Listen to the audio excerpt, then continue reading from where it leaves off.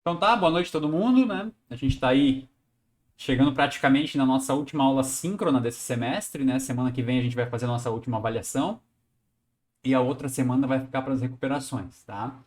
Então eu vou fazer um pouco disso agora, vou conversar um pouco com vocês sobre a nossa avaliação e aí depois eu vou falar um pouco sobre o nosso tema final, né? Final desse momento. E a ideia é que acredito que todos aqui, né, fizeram as atividades, estão fazendo, então a gente não vai ter muito problema. A avaliação, conforme plano de ensino, né, e conforme vocês já fizeram o semestre passado, a última avaliação eu faço aquele tipo de avaliação objetiva, né? Então, semana que vem eu vou disponibilizar no dia de aula, no caso, terça-feira que vem, né? Terça-feira, isso. Terça-feira, dia 15, eu disponibilizo ao longo do dia. E eu dou 2 dias, tá? Para se alguém tiver algum problema aí de rede e tudo mais, aí vocês podem estar fazendo na quarta também. Mas é aquele mesmo esquema, daí são duas tentativas, né, para também para evitar qualquer tipo de problema. Mas vocês sabem que o meu formato é mais de leitura, né, para que vocês fixem a leitura do conteúdo e façam as alternativas ali. E nos demais pontos, por ser online, é difícil ter um controle, então quem for copiar vai copiar de qualquer forma e quem for realmente levar a sério e fazer individualmente vai levar a sério e fazer individualmente. Alguma dúvida em relação a isso? Eu acredito que serão 20 questões, tá? Entre 15 e 20 questões objetivas. Se forem 20 questões, vai valer aí 0,5 cada uma, e se for 15 questões, é só dividir aí 10 por 15, vocês vão saber mais ou menos quanto vale cada uma. Eu acho que dá 0, nem sei, 733, alguma coisa assim. Tá? É isso, gente. É a avaliação final, então isso vai acontecer entre terça e quarta-feira e eu espero que até sexta-feira eu feche as avaliações, as notas e eu faço que nem semestre passado, eu mando para vocês lá os alunos que estão com alguma pendência e os demais estão liberados, aprovados e a questão em relação a isso. E aí nos vemos semestre que vem, né? Semestre que vem a gente tem aspectos básicos do direito, seja presencial ou não, e aí a gente se vê semestre que vem, no quarto semestre, aí, ultrapassando já mais da metade do curso de vocês. Beleza? É isso. Essas são as questões relacionadas à nossa última avaliação. E mais um ponto, tá? Eu vi que uma boa parte dos alunos fizeram essa atividade participativa da semana, que na verdade era só para fixar a leitura. E algumas pessoas me pediram mais um prazo ali. Como eu não li ainda as questões, eu dei um prazo aí, abri lá, reabri a atividade. Então, quem não fez ainda pode fazer, que vai auxiliar na avaliação de vocês aí. Acho que é isso, esses são os pontos aí principais. E a gente vai falar um pouco agora sobre o conteúdo do livro, né, que eu pedi para vocês fazerem a leitura. E aí, quem tiver alguma dúvida, quiser perguntar alguma coisa, contribuir para o tema, né, eu vi que teve algumas respostas bem interessantes lá, eu só não consegui corrigir todas, mas tem todas as respostas interessantes do conteúdo. E eu acho que o material em si, ele traz muitos exemplos, tá? Alguém só confirma em áudio para mim aí se abre a tela aí bem certinho. Sim, sim. Então tá, gente, obrigado. Eu vou falando aqui, qualquer coisa podem me interromper, tá? A ideia aqui não é ficar fazendo leitura, eu só vou pegar alguns pontos base aqui, só o começo ali, só para a gente ter uma definição de conceito. Eu também tentei achar alguns vídeos, mas se vocês forem procurar na internet, é muito vídeo de videoaula, né? De aula, né, sobre epidemiologia descritiva, ou para concurso ou da área de enfermagem, então eu acabei não selecionando nenhum, mas quem quiser, né, depois se aprofundar, dá para buscar isso também. E aquilo que eu já comentei, né, eu deixo sempre aí, nós temos poucos trabalhos de conclusão de curso com base epidemiológica, então quem tiver o interesse não significa que precisa me ter como orientador, pode ser outros professores também, mas um estudo descritivo é sempre interessante, tá? Então, gente, esse capítulo aqui e os materiais complementares que falam sobre a epidemiologia descritiva, ou seja, descrever, né? Você fazer uma descrição de um fenômeno, no nosso caso sobre processo de saúde e doença, mas descrever um fenômeno em ciências sociais também pode ser feito, no caso da gestão da administração, ele é uma questão que tem retornado, né, e amplamente sido utilizada justamente por a gente ter alguns critérios dentro da área de pesquisa, dentro da metodologia e dentro dos fatores, né, dos multifatores onde a gente pode estar acompanhando. E aí esse material ele explana muito isso, né? Ele fala que a partir do momento que a gente consegue categorizar e trazer alguns dados que antigamente era mais difícil, tanto na esfera pessoal, tanto na esfera de pessoas, né, tanto na esfera de lugares e tanto na esfera de tempo, a gente consegue ter um panorama melhor de como descrever e acompanhar esses eventos, esses fenômenos, para que a gente possa criar hipóteses e conclusões sobre o que está acontecendo. Quando a gente viu lá anteriormente os tipos de estudos em epidemiologia, lembrem-se que o estudo descritivo é aquele que descreve um fenômeno. Inicialmente, ele não intervém no fenômeno.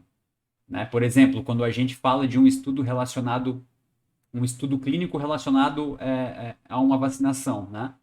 Você está intervindo no processo. Você está fazendo uma medição através de algum método de caso e controle, enfim, e você está intervindo. O estudo descritivo, você descreve o fenômeno e tenta identificar ali quais são as variáveis responsáveis por aquele fenômeno, para daí, a partir dali, tomar alguma providência em relação àquilo, né? Então, nessa introdução aqui, eu não vou ficar lendo, mas só essa parte inicial aqui para enfatizar bem.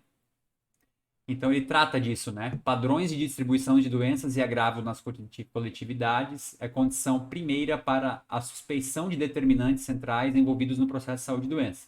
E, em muitas ocasiões, pode possibilitar a indicação de medidas de prevenção e controle eficientes. Ou seja, a utilização da epidemiologia descritiva na adoção de medidas de controle e prevenção. Então, esse é o objetivo central da epidemiologia descritiva. Então, quem colocou isso lá já, né, já é a questão central aqui, possibilitar e identificar a indicação de medidas de prevenção e controle. Delineando um perfil epidemiológico das populações e possibilitando intervenções de saúde coletiva, contextualizadas por meio do estudo da frequência e da distribuição desses eventos em função de variáveis circunstanciais ligadas ao tempo, né, quando se iniciou os sintomas, exemplo, né, a data de óbito, de cura, os meses com maior ocorrência, com maior incidência de um agravo, o lugar onde aconteceu esse fenômeno, né, endereço, características, e qual é a pessoa. A pessoa aqui na epidemiologia, a gente falando de grupo, né, caracterizações de grupo. Sexo, idade, renda, estado civil, escolaridade, estilo de vida, entre outros fatores. Quem relembrar do caso de Jon Snow, da epidemia de cólera, que a gente viu lá no começo do semestre anterior, ele já deixa, ele tem esse exercício de uma forma mais simplificada, mas justamente um estudo descritivo, né? Porque foram a campo, fizeram um questionário para identificar quem eram as pessoas, ou seja, né, quem eram os grupos de pessoas que adquiriam a doença, em quais regiões da cidade, né? Em quais endereços, quando iniciou isso. Então, sempre relacionado a essas variáveis, lugar, tempo e pessoa. E aí os autores sempre contribuem através de essa questão, né, de tempo, lugar e pessoa, através de alguma investigação epidemiológica. Então isso pode partir dos setores de vigilância epidemiológica dos municípios, do estado, da União, pode partir de pesquisadores, pode partir de indivíduos também, né, como a gente tem vários bancos de dados hoje, e o próprio material cita aqui, né, que a gente consegue identificar a doença via buscadores na internet até, né? O próprio Google possibilita essa questão, através de algumas questões fundamentais ali, né? Perguntando quem, quais, por quê, quando e onde isso aconteceu, né? Então, ou seja, quem que adoeceu, quais são as causas possíveis, por que as pessoas adoeceram, quando ficaram enfermas e onde isso aconteceu. Então, diante disso, né, criar algumas hipóteses e conclusões que podem ser formuladas. Trago o caso de Jon Snow aqui, através desse levantamento. Uma das hipóteses era que o que estava contaminando as pessoas era algo relacionado à água, e eles não sabiam o que, não identificavam, não entendiam o patógeno ainda, né? Mas eles a hipótese criada era de que o fenômeno acontecia em relação à água de uma determinada bomba. Tudo isso devido aos questionamentos, aos levantamentos e aos questionários. Então, em princípio, né, os resultados desses estudos descritivos, ou as informações que saem desses estudos pelos serviços de saúde, eles devem orientar as ações de assistência, né, de prevenção e controle de doença, além de influenciar o desenvolvimento de estratégias de promoção à saúde. Como a gente está passando por uma pandemia, eu acho que isso fica mais claro, porque é só vocês abrirem aí até as redes sociais, Instagram, Facebook e tudo mais. Todo dia saem aí alguns tipos de relatório epidemiológicos descritivos, né? Dizendo a situação, os casos, onde, a região, mapeamento, enfim. Então, tudo isso vem acontecendo de uma maior evidência porque a gente está passando por um período complexo. Mas isso sempre existiu, isso e existe para outras questões de saúde também, não só relacionadas com agentes infecciosos, né? A gente pode estar falando também de doenças não transmissíveis, a gente pode estar falando aí de agravos à saúde, né? Por exemplo, casos de violência e tudo mais. Tudo isso entra aí dentro dessas questões descritivas, tá? Acho que a base é essa, né, pessoal? O entendimento base é esse. E aí a epidemiologia, nesse sentido descritivo, ela se aproveita de diversas informações.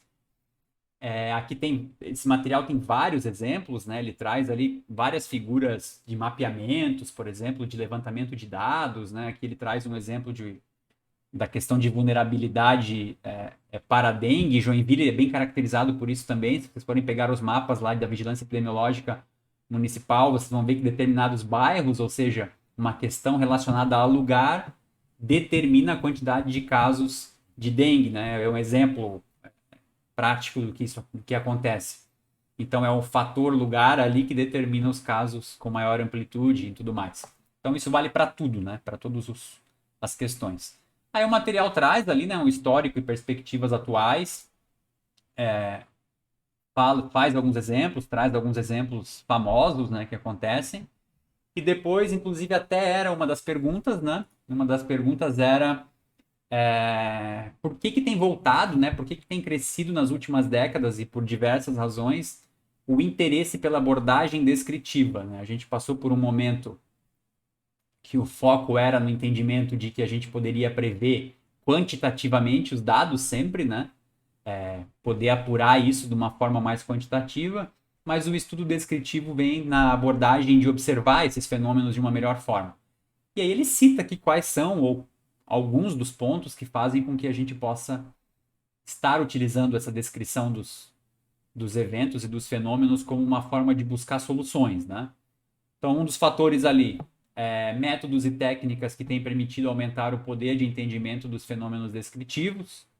Isso acontece como? Quando a gente tem dados, né? Quando a gente tem dados, não é o caso hoje a nível do Ministério da Saúde, onde a gente ficou quase um mês aí sem poder acessar os dados, né? Mas de uma forma geral, comparado com 50, 60, 100 anos atrás, a quantidade de dados disponibilizados para melhor levantamento de todas as questões relacionadas a vários fatores, isso tem melhorado, né? Então, variáveis sociais, variáveis econômicas, fazer base comparativa entre regiões, entre países, entre estados, entre municípios, facilita a possibilidade de descrever e comparar esses acontecimentos, né?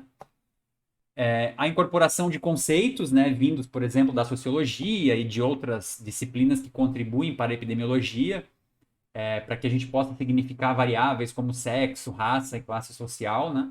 Eu gosto sempre de lembrar daquele documentário que a gente viu sobre a tuberculose, que classifica bem, é uma doença social, no sentido de que ela é bem caracterizada por classe social e mais a fundo por raça também.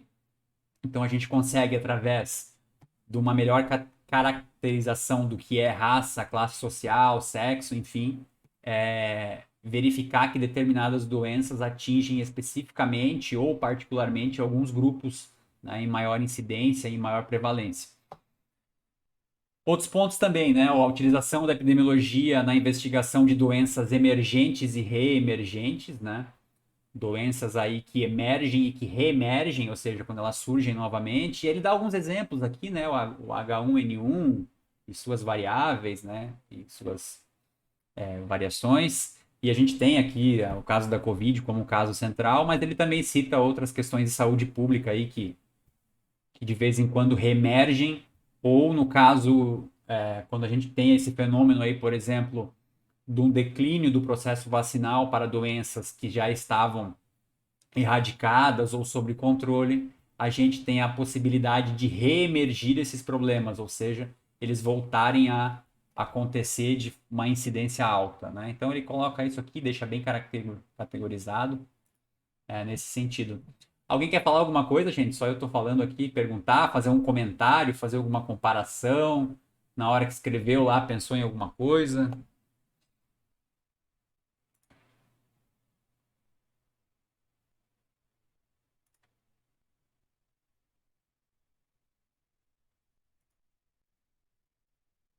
Pois é, Carol, se tu tá de boas, daí você sempre é.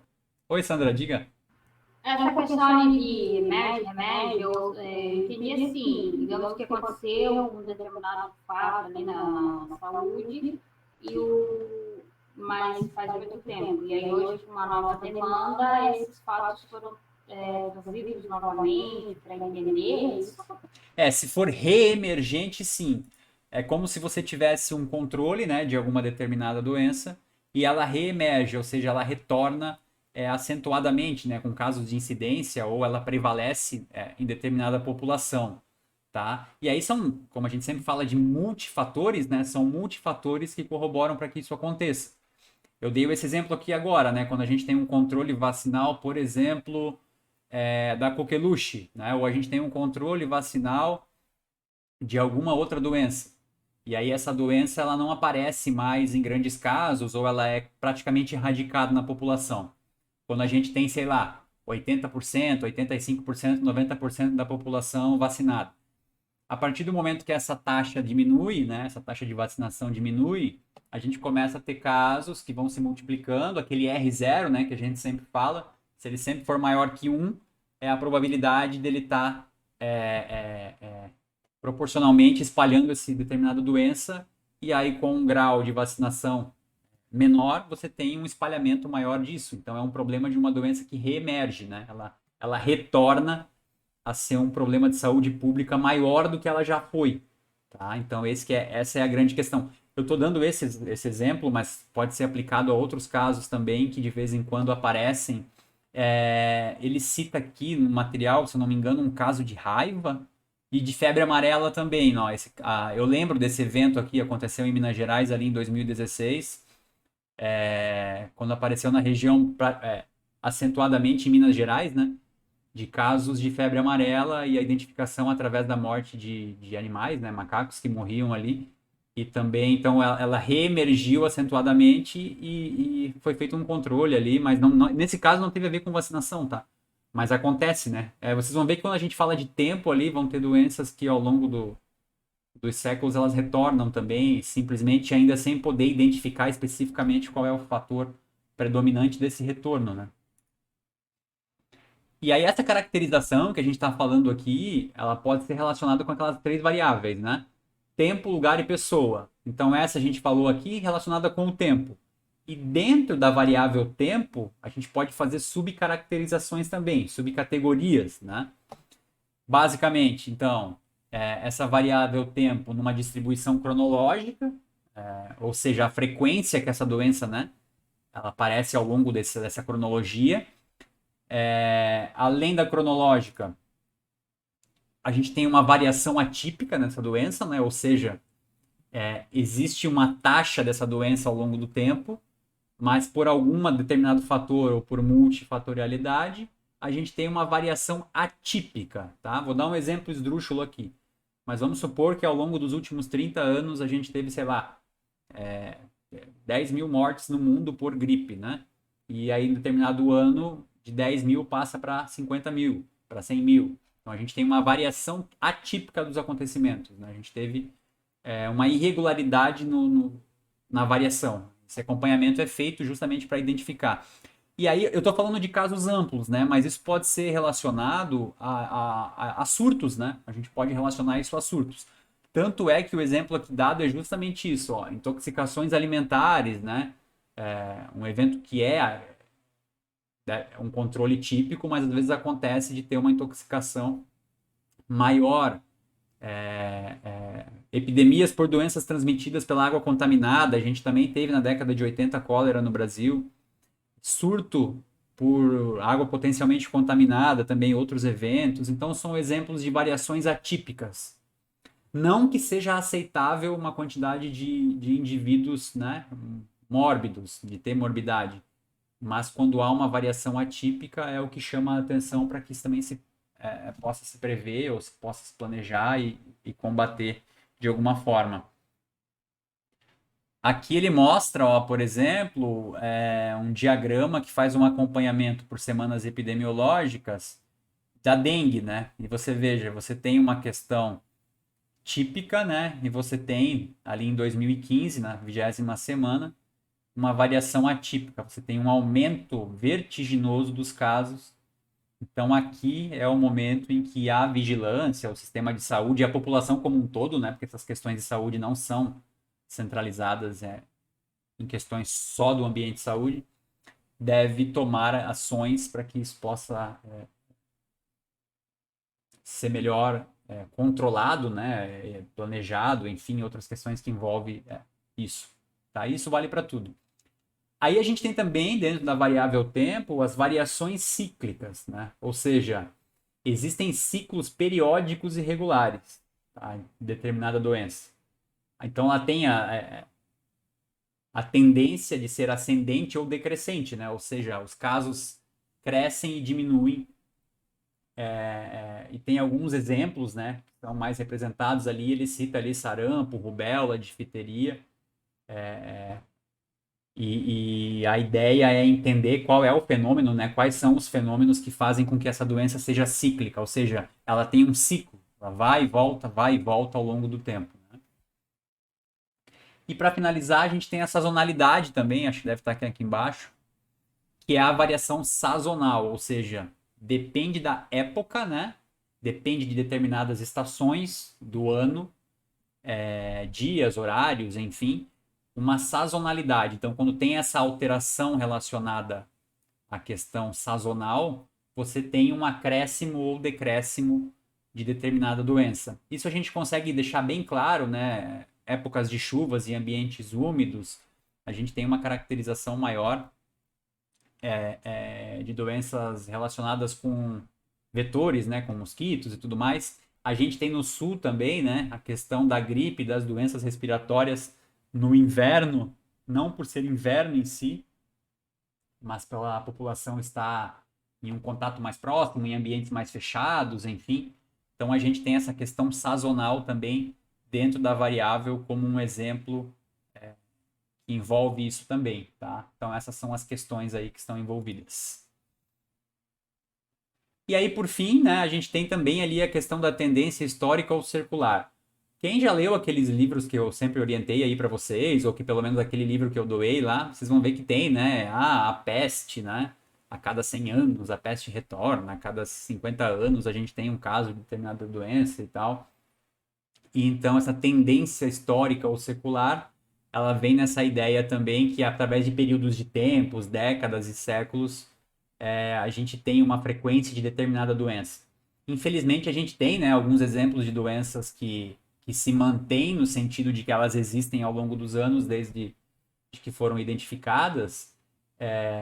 E aí a gente tem um exemplo, né? Eu até vejo às vezes o pessoal comenta, né? Ah, a gente só está falando de Covid, mas os casos de HIV e tudo mais, que principalmente no ambiente, no continente africano, eles têm taxas de crescimento, né? Está em taxa de crescimento. E é um exemplo de uma doença que ainda há uma tendência histórica, né? Ela se mantém ao longo do tempo. O tratamento melhorou, mas ainda os casos estão em aumento, né? A gente tem um aumento dos casos aí em determinadas regiões, tá? Então essa é a questão também.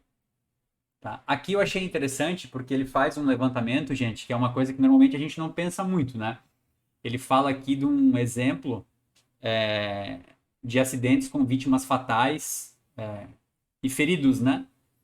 E ele pega e faz um gráfico dos dias de semana. Então, se vocês forem observar aqui, a gente tem então acidentes com vítimas fatais e feridos numa determinada região, aqui em Fortaleza, no ano de 2006, no caso, né? Só o exemplo aqui. E a gente tem aqui o exemplo de qual dia da semana que a gente tem uma quantidade maior de problemas com vítimas fatais e feridos, né? A gente tem ali sábado como um dia que tem maior casos de acidentes e vítimas fatais. Então pensem vocês fazendo uma investigação, né? Vocês vão fazer uma investigação inicial dos casos com vítimas fatais e feridas no município X. E aí vocês vão descrever o que está acontecendo. Ah, eu peguei domingo, segunda, terça, quarta, quinta, fui lá nos bancos de dados e está dizendo, olha, teve 190, 115, 108. E aí você tem ali domingo e sábado como os dias que mais tem acidentes e vítimas fatais. E aí você cria hipótese através disso, né? Então alguém coloca aí, qual que seria a hipótese para ter domingo e sábado como os dias da semana com mais vítimas fatais e feridas? O que vocês acham que pode ser? Criem uma hipótese aí. Eu acho que é o alcoolismo ali. A pessoa gosta de sair para tomar uma.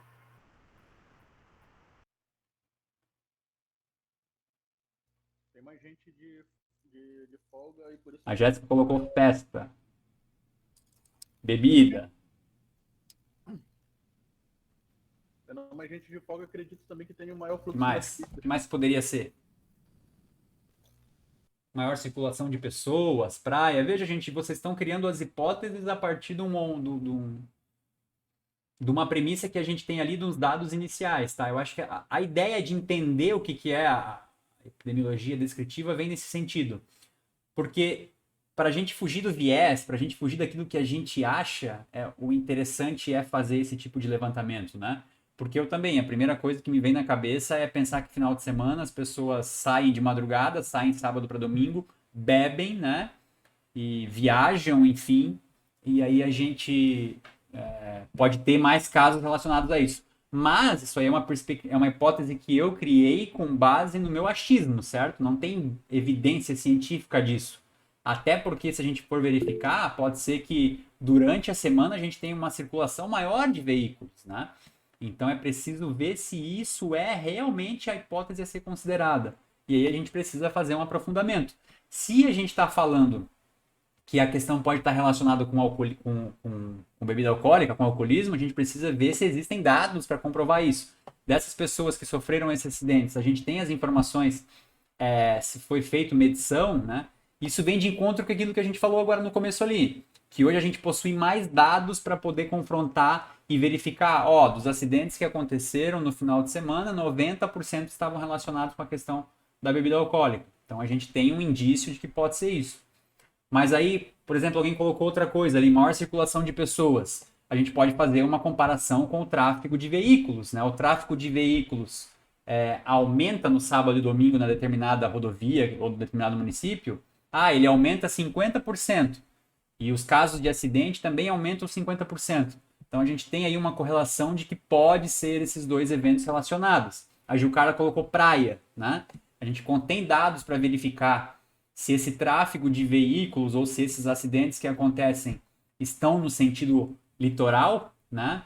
Porque eles acontecem de sábado para domingo. Talvez para o litoral seja de sexta para sábado. Então percebam que pode acontecer tanta coisa, a gente pode questionar tantas variáveis relacionadas a um problema, e às vezes aquilo que eu acho pode não ser a variável responsável, né?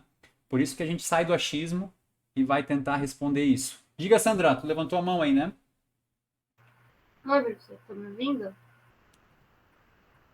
Oi, tá me ouvindo? Não estou te ouvindo, tá sem som, eu acho. Agora tá me ouvindo? Não ouço. Não, tá vindo. Deu alguma coisa no teu microfone aí. Sandra, eu tô te ouvindo. O professor tá me ouvindo?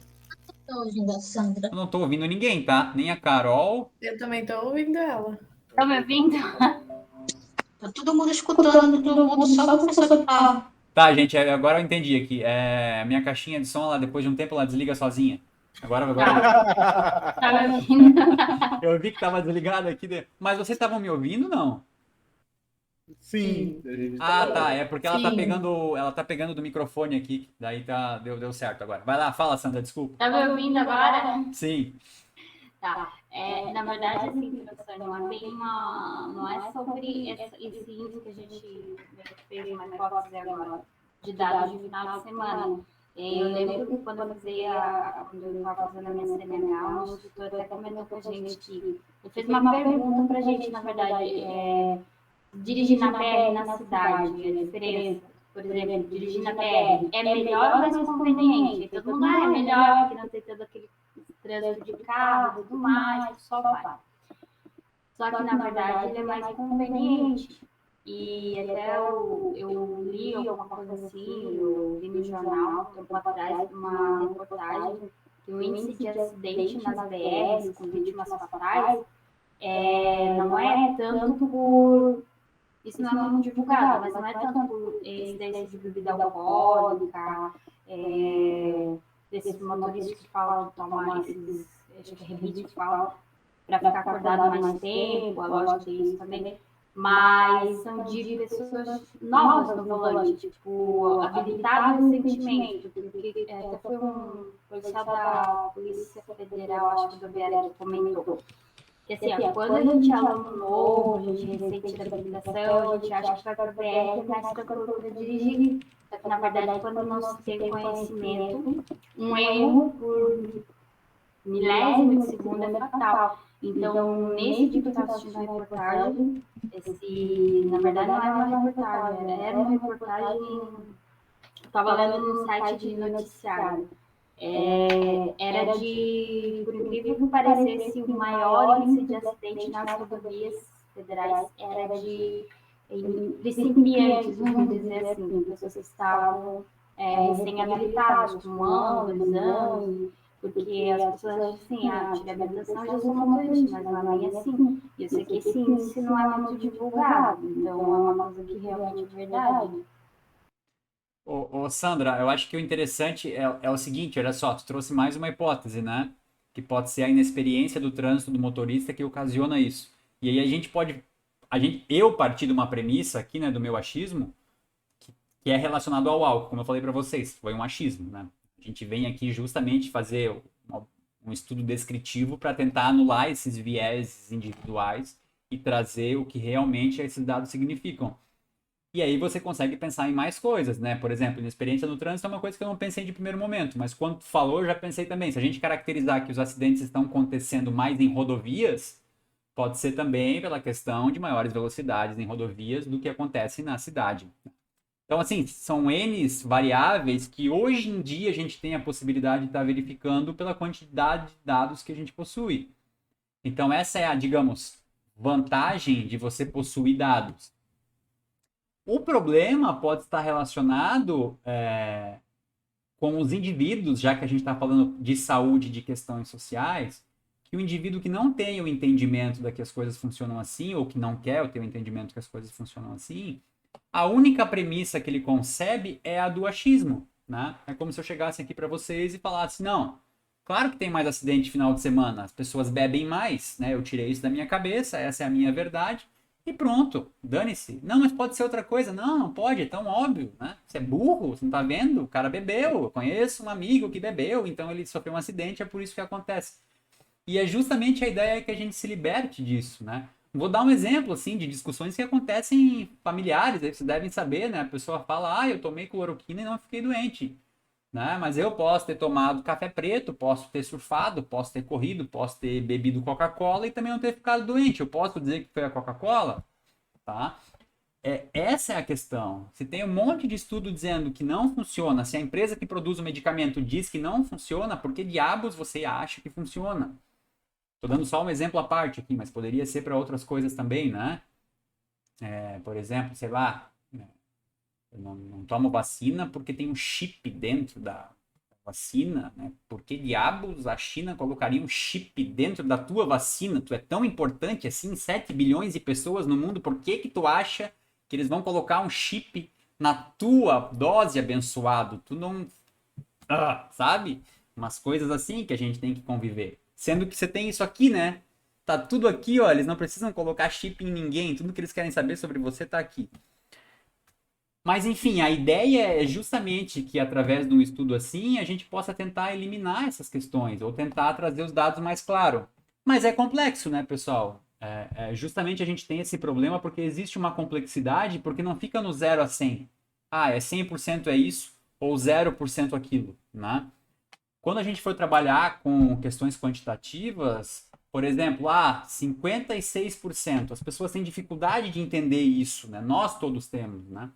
lembrem-se que quando a Coronavac, por exemplo, quando os primeiros estudos saíam e eles traziam uma taxa de 50 e poucos por cento de melhoria ali, né?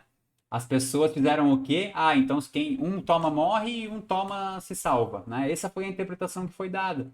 Porque ela não é de 0 a 100, é 100% eficiente, não é devido ao quê? À multifatorialidade, né? Existem multifatores que os indivíduos passam para que isso se altere, para que não funcione da mesma forma. E a gente ainda não conhece todos ou não consegue medir todos esses fatores, e seja o que for, né? Seja em qual doença, ou seja em qual processo de saúde de doença, ou seja em qualquer outra ciência que envolve grupos, estudo de grupos, você não consegue ter 100%, né? Vou trazer para tirar um pouco da saúde, né? Vamos falar, por exemplo, de eleições. Ah, é 25% do candidato tal, 30%. É muito difícil você, quando quantifica em essas questões, você conseguir ter uma precisão, então é difícil de entender isso também para todos nós, tá? Essa dificuldade acontece. Mas é isso.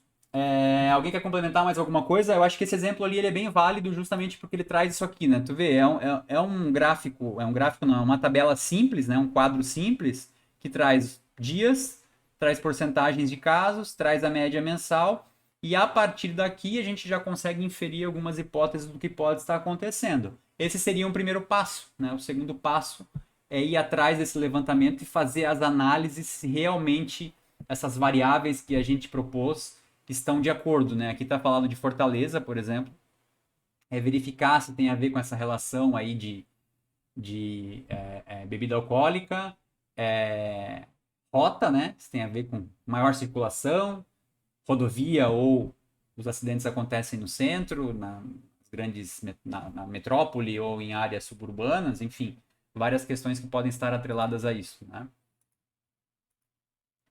Então, gente, daí mais para frente, eles dão outros exemplos, né? Não vou ficar falando um a um aqui, que a ideia é que vocês fizessem a leitura já, né? Tem vários casos aqui, vários exemplos.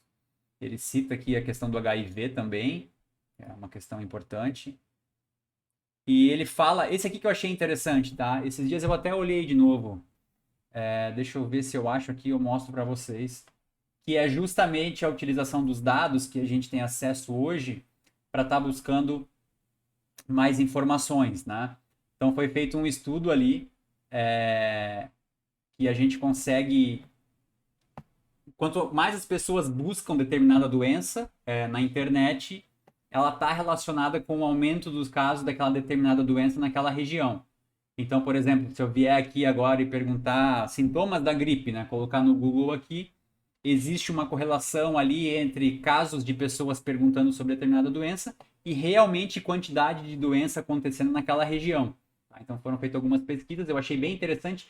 Tem esse site, tá? Eu só esqueci como é que é o nome dele aqui, deixa eu ver. Google Tendências da gripe, mas tá em inglês. Google Flu Trends, eu acho que é. Deixa eu ver se eu acho aqui. Google Flu Trends Map. Vocês estão vendo a tela aí? Alguém só confirma para mim. Acho que sim, né? Sim. Eu acessei, tá, gente? Eu tenho que ver aqui, mas tem, tá? E aí ele faz um mapeamento geral, principalmente nos Estados Unidos, isso está melhor caracterizado, e você consegue verificar onde está sendo feito mais pesquisa sobre o tema. Ó. E aí, a partir daí, você consegue fazer uma relação das quantidades de casos. Tu veja, é um acesso totalmente online, onde você pode antecipar tendências de determinadas doenças, né? Vamos supor que está um surto aí de alguma determinada doença em uma determinada região, e a partir do momento que as pessoas pesquisam sobre isso porque estão com sintomas, ou porque estão com medo, ou escutou um vizinho dizendo que está com algum sintoma, isso chama a atenção das autoridades e a gente consegue fazer um mapeamento, né? Eu acho bem legal. Aqui ele explica também aumento repentino de buscas, né? Sintomas da Omicron, se existe relação entre influenza e Covid, né? Se isso dá um booster, né? Se isso aumenta a questão dos casos. Então, várias questões relacionadas às pesquisas, né? E aonde está sendo mais pesquisado sobre o tema. Então, é bem interessante, não Não a ideia só da influenza, né? A ideia de como a ferramenta, o acesso aos dados pode nos auxiliar. Pode ser um carrapato, tá? Vou jogar um exemplo aqui ridículo. Um carrapato, numa determinada região, a gente está com um surto de carrapato. E aí, através da própria ferramenta online, porque as pessoas, o primeiro lugar que elas consultam não é uma OBS, não é o ambiente de saúde, é o Google. Então, numa determinada região, a gente tem lá pessoas pesquisando sobre aquele determinado carrapato e as autoridades recebem essa informação de que, olha, no bairro X, na cidade Y, no país H, a gente tem uma identificação de uma possível elevação de um surto de casos de carrapato. Tá? É bem interessante a proposta daqui. Em TCC posso usar? Pode, Glaucia, pode, se a gente colocar bem caracterizado na metodologia lá, né, que vai ser essa a ferramenta de busca, pode fazer por uma ideia, tá? Só uma ideia. Um recorte temporal, por exemplo. No mês 15, no país X, quais eram as pesquisas, quais eram as buscas que as pessoas faziam e tentar fazer uma correlação se essa quantidade de busca realmente retornou em casos de doença, né? Vou dar um exemplo. Quantidade de buscas em dezembro no Brasil, né? Por exemplo, no Brasil, em dezembro, quantidade de buscas realizadas para casos de dengue, né? Aí você vai ter lá a quantidade de buscas. E depois você vai dentro do DataSUS, se estiver funcionando, né? Esse é talvez o maior problema. Verificar se naquela região que teve mais busca, realmente teve mais casos notificados de dengue. E aí você vê se teve relação ou não. Você vai referenciar como uma ferramenta metodológica, né? É a ferramenta que tu utilizou, por exemplo, não utilizou uma base de dados de artigos, né? Não usou uma Cielo da vida, não usou um Lilac, sei lá. Tu pegou como base de metodologia essa ferramenta digital, que é uma ferramenta de informação. Tá? Deixando bem caracterizado, não tem problema, tá? Eu acho uma baita pesquisa, tá? Porque isso acontece bastante e vai fugir do que a gente tem de regra aí. Inclusive pode fazer correlação com regiões, Joinville com outra região. Eu esse ano abrindo um edital de pesquisa com bolsista, porque por enquanto só abriu de extensão, né? Eu quero fazer alguma coisa relacionada à epidemiologia da violência, tá? Aqui na nossa região, aqui na região norte, aqui, que a gente tem uma quantidade de homicídios, principalmente aqui em São Francisco do Sul, de aumento vertiginoso, e caracterizar, descrever, né, quais são os fenômenos aí que estão relacionados a isso. Na minha cabeça, no meu achismo, né, está relacionado com o tráfico de drogas, está relacionado com o poder das facções e com a disputa de localidade, né, de ponto de venda. Mas pode ser que não seja isso, pode ser que não tenha nada a ver. Então, por isso a gente vai partir para a pesquisa. Então tá, gente. É um exemplo aqui, né? Eu acho que é uma ferramenta super legal para estar utilizando ela de forma positiva, né? Eu estava vendo hoje os trends do Twitter lá, que é o Monark, né? Quem acompanha um pouco de internet sabe do que eu estou falando. Então é um imbecil falando bobagem. É o que está em alta, né? Mas se a gente for utilizar essas ferramentas para as coisas positivas, a gente tem a ideia aí de estar utilizando para algo positivo a ferramenta, né? Não só para medir o que as pessoas estão falando como fofoca, né? Como dando audiência para pessoas que falam besteira. E aí, vamos lá. Então tá, né? Essa é a questão, tá relacionada. Aí a gente tem as questões relacionadas ao espaço, né? Veja, a gente falou de tempo, mas tem a ver com espaço também. Espaço não só a questão geográfica, mas tudo que ocupa aquela região de espaço. Então a gente tem ali o conceito de espaço. Não vou ficar falando ponto a ponto, porque vocês já eram para ter lido, né? Mas tem essa questão do conceito de espaço, o que envolve espaço, os agentes etiológicos desse espaço. Ele cita aqui nesse texto o modelo antigo, né? O porquê que a teoria miasmática durou tanto tempo, essa relação com o espaço, que também está relacionado com outras questões. Então, tudo isso entra nessa variável e a gente tem visto isso desde o começo. Isso dentro dos bancos de dados é caracterizado de uma forma, dentro da epidemiologia descritiva também, e aí você consegue eleger quais são as variáveis dentro dessa questão de espaço, tá? Não só como espaço geográfico. E ele faz uma subcategorização, né? Dentro do espaço, o que a gente pode categorizar como espaço? As variáveis geopolíticas, né? Então, o que entra dentro de geopolítico aqui? Países, estados, municípios, né? É uma questão territorial? Mas ela é territorial com características políticas, né? Por exemplo, olha o tamanho do Brasil. Será que o Brasil, como um país, ele tem as suas regiões economicamente e outras variáveis bem distribuídas e de forma uniforme? Provavelmente não. Provavelmente não, né? Não são. Então, mas a gente tem uma variável geopolítica, ou seja, uma decisão política feita lá atrás que dividiu o Brasil, que dividiu o resto da América Latina, e a gente tem as tendências de alterações e mudanças geopolíticas que caracterizam esses espaços, tá? E isso vale para outras questões também relacionadas a isso. E ele dá um exemplo aqui, né, como isso impacta a questão de saúde, né? Eu lembrei aqui. Esse gráfico, esse levantamento gráfico, ele trata sobre a questão do índice de massa corporal, né? Ou seja, as questões de obesidade, né? E aí ele faz uma caracterização dos indivíduos por capital. E aí a gente tem, por exemplo, São Luís, no Maranhão, com uma porcentagem quase metade de Porto Alegre. Ou seja, a gente tem tendências de obesidade em Porto Alegre, sendo que nós estamos dentro de um mesmo país. Então existem eventos que caracterizam Porto Alegre como uma região geopolítica com uma incidência maior, com uma prevalência maior de obesidade do que São Luís no Maranhão. E a partir daí a gente cria quais são as hipóteses que pode estar relacionada a isso, né? Então uma descrição inicial. E isso vale para outros exemplos, né? Existem vários exemplos aí que a gente pode estar usando também em outros pontos. Outras variáveis, né? Políticas administrativas também. O administrativo aqui como unidade administrativa como Estado, tá, pessoal? Por exemplo, o Brasil é o Estado com E maiúsculo, né? O Estado brasileiro. Mas a gente tem o Estado dentro da federação, então o Estado de Santa Catarina, de Paraná. A gente tem a caracterização municipal, né? Os municípios. Então, cada país também faz essa classificação de forma diferente. Então, essas organizações administrativas também trazem resultados que podem ser comparados, né? Por exemplo, comparar dados de Joinville com dados de outro município.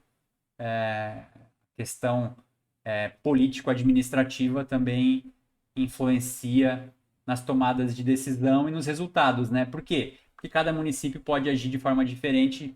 Vou dar um exemplo. Vocês lembram, teve um município no estado de São Paulo, depois alguém pode pesquisar aí, que ele foi o município escolhido para fazer uma da parte da pesquisa de alguma das vacinas ali, não lembro qual, se era a Coronavac ou não. Então, todo o município foi vacinado, né? Foi uma intervenção clínica ali de um estudo caso-controle, onde o caso foi todo o município, então toda a população foi vacinada, e os indicadores lá escancararam, né? Eles ficaram não sei quanto tempo sem mortes também.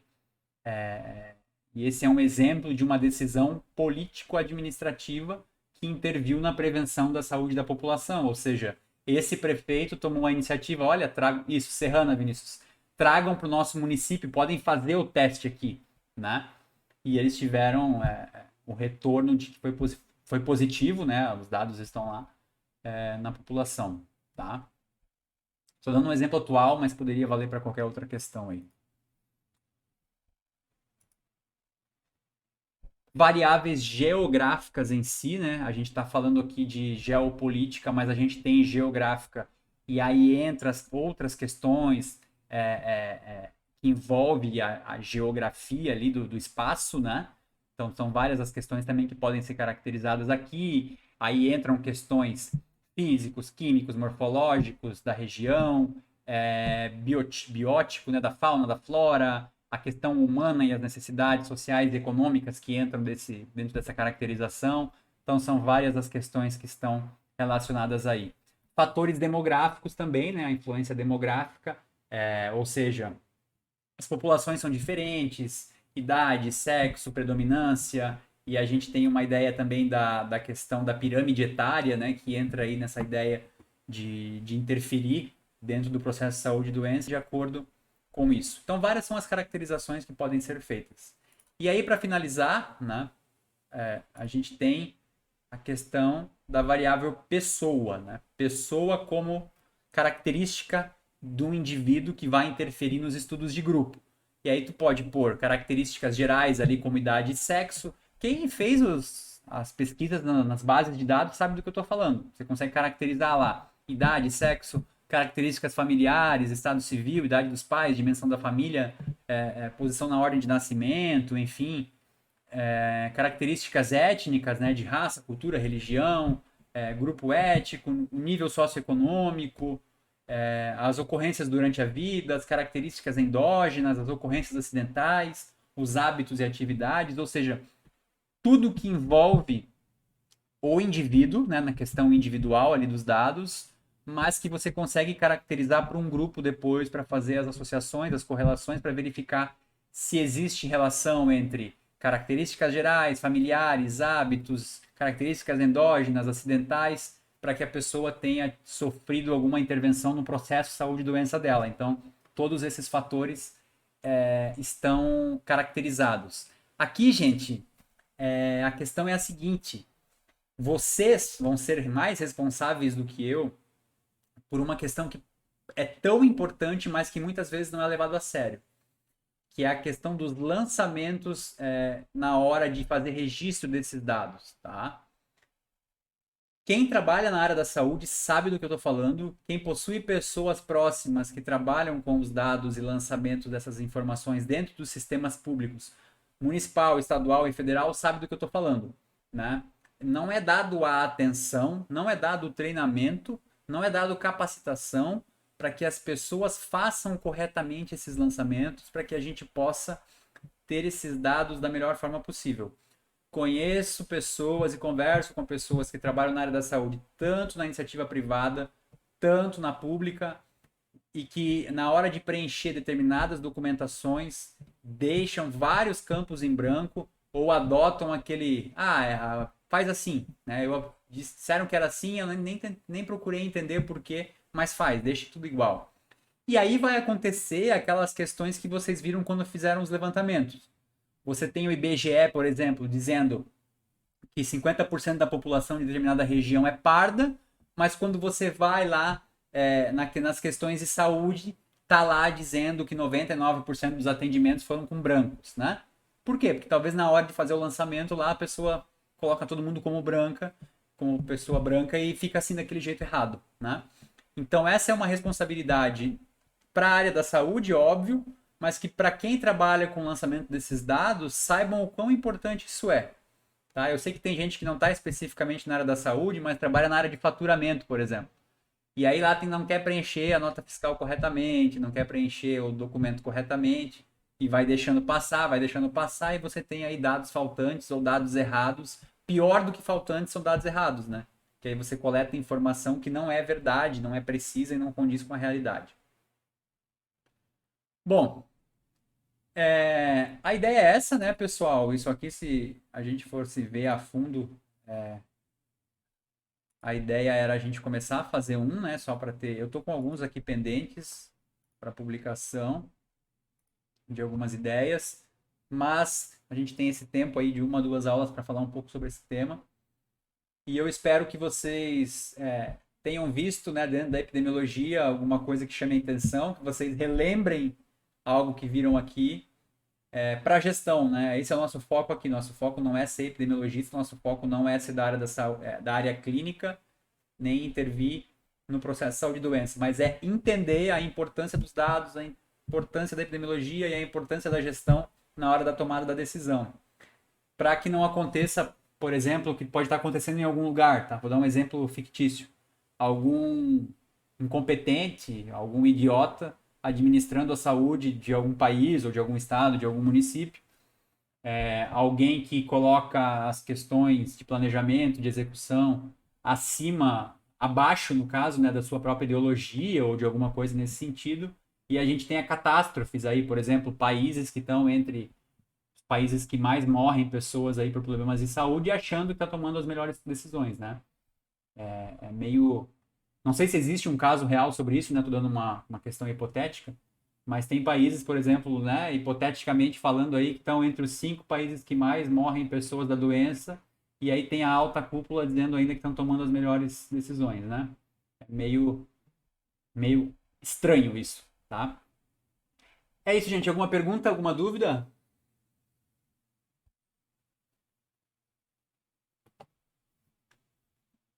A avaliação vai ser só sobre a epidemiologia descritiva, tá? Pra gente pra gente finalizar esse tópico.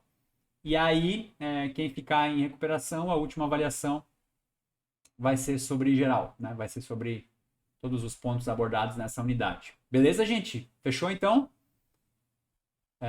Semana que vem eu coloco lá o horário, a hora que tiver tudo finalizadinho, eu já abro lá para vocês fazerem a avaliação. Até sexta-feira eu passo.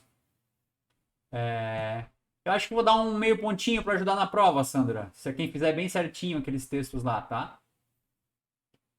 Eu vi que teve gente já que escreveu bem feito ali, então vou dar uma motivada ali, tá? Quem tirar um 9, 9,5 ali, eu arredondo para 10 de quem fez. Eu abri até domingo, tá? Então não tem desculpa. Podem fazer ainda. Tá bom? A melhor coisa é abrir atividade, né? Porque daí a pessoa, eu não fiz, não sei o quê. Tá, então tá lá, ó. Tá aberto, pode fazer. É só você fazer.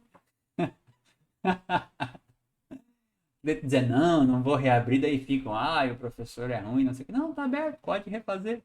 Vai lá, refaça. Tô dando tempo do mundo pra fazer. Tô brincando, tá, gente? Não, eu reabri, tá, Samela? Não é que dá pra reabrir. Eu reabri essa. Então, às vezes a gente reabre, às vezes a gente não reabre.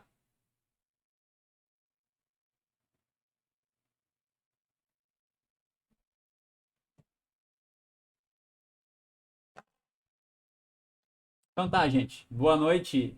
É que a ideia é assim, né, Samila? Tu dá 900, dá duas. Quem não vai fazer, não vai fazer. Pode dar 5.000 chances, a pessoa não vai fazer. Ela quer responsabilizar você por ela não ter feito, porque daí ela vai dizer assim: eu não fiz porque o professor deu pouco prazo, entendeu? Então, não é o teu caso, tá, Sandra? Eu tô falando de geral aqui.